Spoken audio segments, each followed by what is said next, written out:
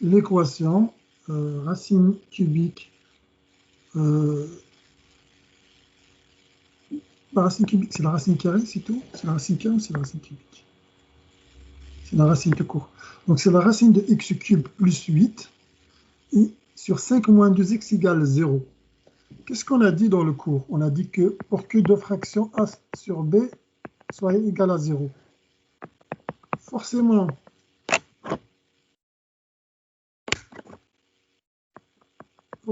a c'est 0. Et surtout, ne pas oublier que b il doit être différent de 0. Parce que si la valeur qui annule a annule également b, on va avoir 0 sur 0, et ça n'a pas de sens.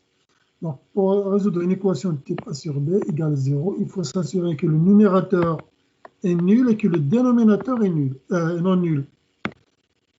En gros, on peut écrire les choses. Comment on va résoudre ça? On peut essayer. Il y a plusieurs manières d'écrire une bonne réponse. Okay? Je vais vous choisir une des manières. On va résoudre l'équation. Donc, d'abord, je vais écrire ici l'équivalence. Ça, c'est équivalent à dire racine cubique, racine de x cube plus 8 égale 0. Et quoi? Et 5 moins 2x différent de 0. Ne jamais oublier la deuxième condition. Donc maintenant, je vais écrire on a. Je vais m'intéresser uniquement au numérateur, cette première équation. Je la résous, je cherche toutes ces solutions possibles.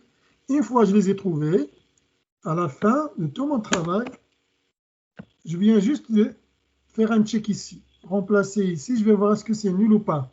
Si c'est nul, je vais l'exclure. Si ce n'est pas nul, c'est une solution acceptable. Donc on a racine cubique, racine de x cube. Je ne sais pas par quoi je parle de racine cubique.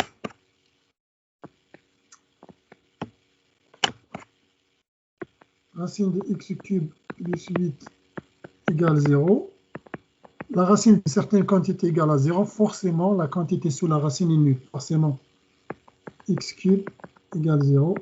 Forcément, pardon, x cube plus 8 égale 0.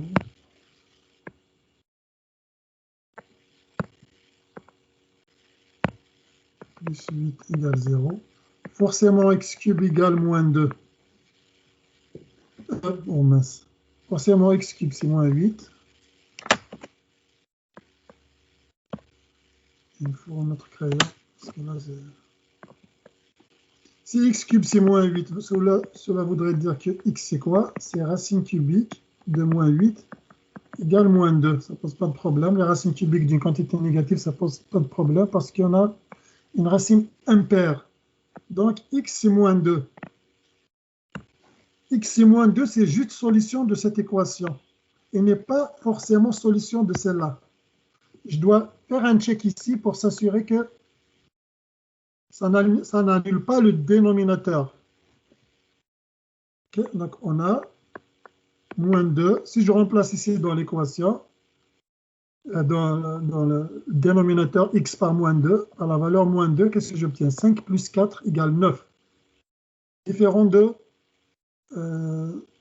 0, donc c'est correct. Ça, là, c'est une solution acceptable. Donc, on va dire, on a moins 2, on n'annule pas le dénominateur. La valeur du dénominateur est, je viens de calculer, je crois que c'est 9. Si la solution de mon équation du numérateur égale 0 n'annule pas le dénominateur, c'est bon, c'est une solution acceptable. Donc vous écrivez une dernière phrase, la solution à toute cette équation, toute celle-là, c'est moins 2. Donc la solution est moins 2.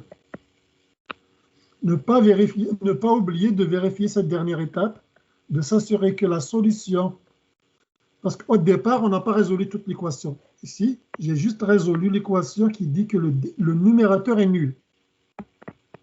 Et j'ai trouvé la valeur ou les valeurs qui annulent le numérateur. Ici, il y a une seule.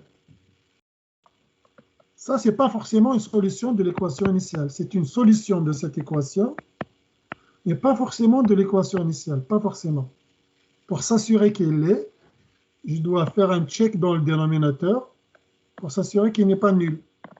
Je vois que le dénominateur n'est pas nul pour moins 2, donc c'est une solution également de l'équation initiale. C'est une solution de cette équation, mais c'est aussi une solution acceptable pour l'équation initiale.